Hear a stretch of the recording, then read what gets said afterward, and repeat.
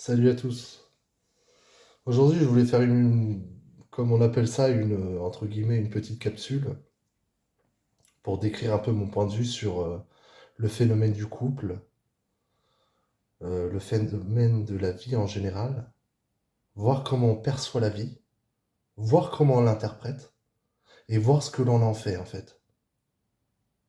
Parce qu'en fait, si on matérialise des croyances, je veux dire dans l'au-delà, on arrive à extraire cette essence divine, cette, euh, cette qualité que l'on a tous en nous.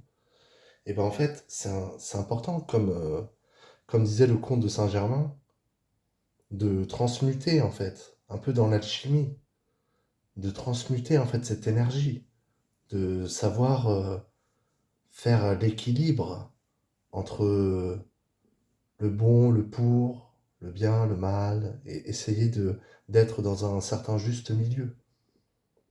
Et donc en fait, parfois j'y pense, et moi personnellement, j'ai pas d'enfant, mais c'est vrai que des fois, je vois des, des couples qui se séparent, et il y en a qui peuvent trouver ça normal, qui peuvent dire bah finalement ils ne s'aiment plus, ils sont plus ensemble. Bon, je peux comprendre. Mais le problème, c'est que quand tu crées une progéniture, et ça je le remarque beaucoup quand j'avais discuté avec certaines femmes qui essayaient d'avoir une relation, ils disaient, et même d'autres qui, voilà, voulaient présenter leur fille et tout ça, j'avais remarqué qu'il parlait toujours mon géniteur. Mon géniteur, tu vois, le généticien. Les généticiens, c'est des entités. Enfin, pour moi, hein, c'est des entités qui ont généré l'être humain. Mais c'est pas du tout ton géniteur, je veux dire, c'est tes parents, voilà, même si, voilà, tu as un nom, un numéro, bon, comme une cage holographique, en fait, hein, dans cette matrice, hein, finalement. Et ben, c'est ça, en fait. Tu as quand même cette conscience humaine qui te dit, et qui te aussi te guide, sans parler des guides, je parle pas des guides spirituels, parce que bon, après, je vais pas m'étaler dans tous les sens. Mais c'est vrai que parfois,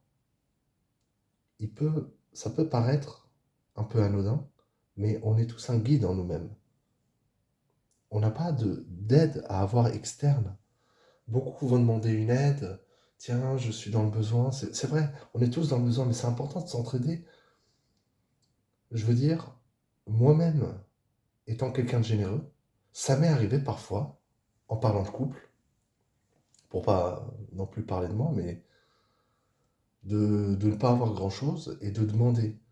Et on me dit, oh, on s'énerve, enfin la fille elle s'énerve et tout ça. Et moi, dans ma tête, je me dis, mais attends, si moi j'aurais, je t'aurais donné, et même beaucoup plus que tu t'imaginerais. Mais les gens, ils sont tellement dans un état de survie, ils sont tellement dans un état de survie que le peu qu'ils ont, ils sont pas prêts à le lâcher. Alors quand on voit que le système est en train de pomper les gens, nous prennent que pour des billets, pour des pots de yaourt, pour des produits de consommation et nous utilisent comme des objets, finalement nous-mêmes nous sommes comme des objets. Et ces personnes-là répercutent comme des objets. Donc ils pensent comme ce qu'on leur dit de penser, même consciemment ou inconsciemment. Moi personnellement, je ne les juge pas ces gens-là, parce que si quelqu'un, le pauvre, il va mal, bon, il va mal. Mais après, si la personne te transmet ce mal, consciemment ou inconsciemment, toi-même, ça va t'atteindre. Imaginons, tu parles avec quelqu'un, la personne ne va pas bien, elle va te transmettre cette mauvaise énergie. Et ça, c'est vrai que ça m'est arrivé beaucoup de fois. Et je veux dire, dans le monde du travail, on va dire bonjour, tu vas bien? Et l'autre, non, ça va pas, non. Et voilà, et direct, ça va te poser un blocage. Tu vois, tu vas dire, mais attends, qu'est-ce que je lui ai fait? Pourquoi il m'attaque comme ça? Et en fait, cette personne-là va te faire douter de toi-même, douter de ta capacité créatrice que tu as en toi, parce qu'elle ne va pas bien. Mais c'est pas forcément que la personne te déteste. Et donc, pour revenir, eh ben, même la personne avec qui j'étais, c'est vrai que j'avais pas et m'engueulait, et voilà. Et je peux comprendre, hein. C'est ce que je repensais la dernière fois. C'est qu'il y a des personnes qui peuvent avoir tout construit au niveau social, matériel, tout ça. Puis à un moment donné, ils n'arrivent pas à tenir. Parce que forcément, on nous demande tellement dans ce monde de compétition d'être à un haut niveau, le plus extrême, de nos capacités, tout comme le sport, mais encore, c'est un loisir. C'est pas quelque chose que tu te dédies à ça. Tu vois, jusqu'à un temps d'année, comment on dit en français, merde, presupuesto, présupposé, ou bon, tu as cette capacité en toi, et si on utilise cette faculté d'intuition, on peut avancer. Je dis pas forcément avoir des flashs, mais avoir des ressentis. Et c'est important de les travailler aussi. Parce que c'est ça ce qui va t'aider, c'est ça ce qui va te guider en fait. C'est important d'être dans ce cheminement-là en fait. Comme si, même si tu vas dans une autoroute et tu vas tout droit, et ça continue que tout droit, et même si le chemin peut paraître fatigant et tu sais même pas combien d'heures, et ben tu vas continuer, tu vas voir le paysage passer, tu vas peut-être observer, tu vas voir des choses, le temps, il va pleuvoir, il va faire du soleil, il va neiger, voilà, ça sera que une, une exposition, à mon sens, de cette matérialisation de l'illusion, en fait. Parce que cette illusion a tellement d'artifices que nous-mêmes, en tant que créateurs, et avec, bien entendu, l'influence de ces entités qui, voilà, modifient la perception. C'est pour ça que tout à l'heure je parlais d'interprétation, parce que forcément, quand on va dire quelque chose à quelqu'un, la personne peut mal l'interpréter ou l'interpréter à sa sauce. Ça veut dire par notre qualité de voix, notre qualité de, de langage, notre qualité corporelle vis-à-vis de la gestuelle et tout ça. Et en fait, tout ça peut prêter à confusion en fait. Je l'ai remarqué beaucoup de fois. Mais moi, je le dis même à des personnes, ça a pu m'arriver, qui peuvent mal interpréter. Je le dis, c'est pas de ma faute. Si la personne, pareil, elle va pas bien, c'est pas de ma faute, j'y peux rien. Si la personne, elle collabore dans ce système, si la personne, elle va perdre son âme, elle vend son âme, j'y peux rien, moi. Maintenant, c'est ce que je repense, c'est que si, et ça, je parle en connaissance de cause, en aidant les gens, hein, en étant généreux et tout ça, hein.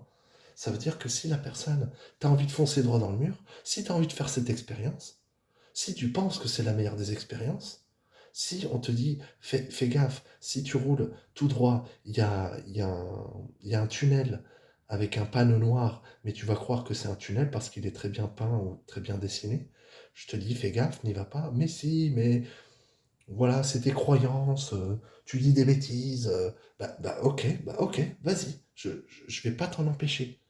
Je respecte ton libre arbitre, je respecte ta capacité de création. Maintenant, si tu veux t'engouffrer, engouffre-toi.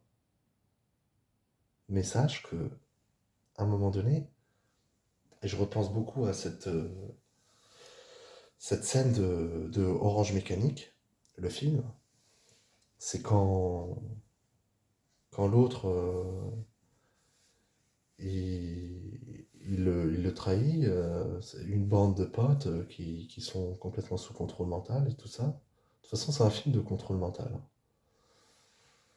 Et il le sauve. En fait, c'est comme si il le fait tomber à l'eau, et l'autre, il le tend la main. Mais moi, je vois ça comme si il lui tend la main, mais il te ramène dans la merde avec lui. Sauf que lui, au contraire, il lui fait une entaille dans la main. Et l'autre, il sait pas nager, et voilà. Et après, bon, faut voir le film, hein. Mais en tout cas, je vois ça symboliquement comme ça, avec les portails organiques, les PNJ et tout ça. Je vois ça comme ça. Je vois ça comme ça, des gens qui te demandent de l'aide. C'est pour ça qu'il faut faire très attention, hein. Ils te demandent de l'aide, puis après, ils te disent, ouais, bah en fait, je m'en fous. Le problème, je vais dire ma perspective des choses dans tout ça. C'est que en agissant ainsi, et ben malheureusement, tu vas t'attirer des problèmes. Parce que tu peux pas faire le mal sans que le mal un jour te revienne dessus. C'est obligé, c'est une loi de la physique. C'est l'acte et les conséquences. C'est tout. C'est comme ça.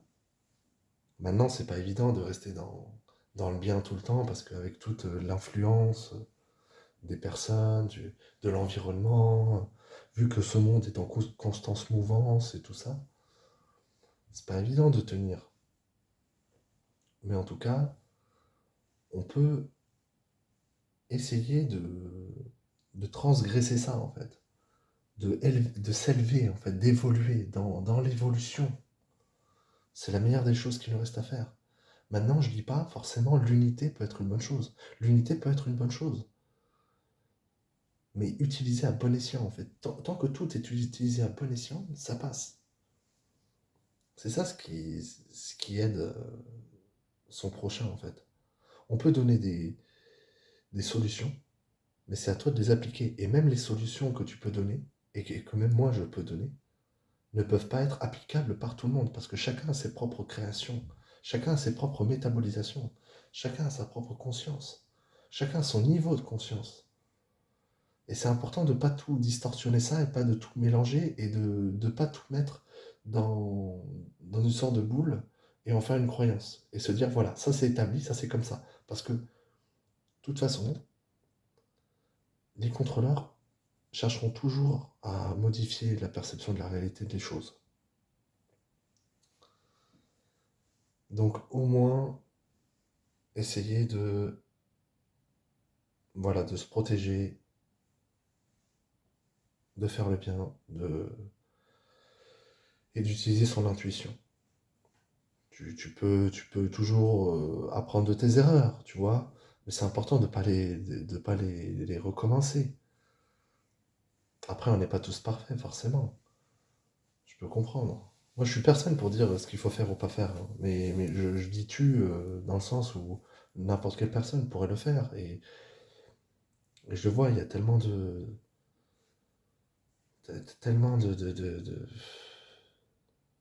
discordance dans certains propos des personnes voilà, sont mal interprétés et qui n'arrivent pas à mettre en place des choses. Donc l'aide, je pense que peut être primordiale, sans pour autant chercher un sauveur, parce que le sauveur n'existe pas. Tu pourras toujours trouver un sauveur. Même, ça c'est le triangle de Karpman, bourreau, sauveur, externe, et victime, pardon. Et, et en fait, dès que tu es dans ce cercle-là, faut vraiment s'en extraire. Un peu comme dans le film Matrix Reloaded, où il est là avec tous les clowns, et, et il essaye de s'extraire avec un bâton, de, voilà, vraiment s'échapper, et il s'échappe à la fin. Et voilà, c'est ça le but, s'échapper à la fin. C'est ce que je vous souhaite tous en tout cas. Allez, bonne soirée, à la prochaine, et à bientôt.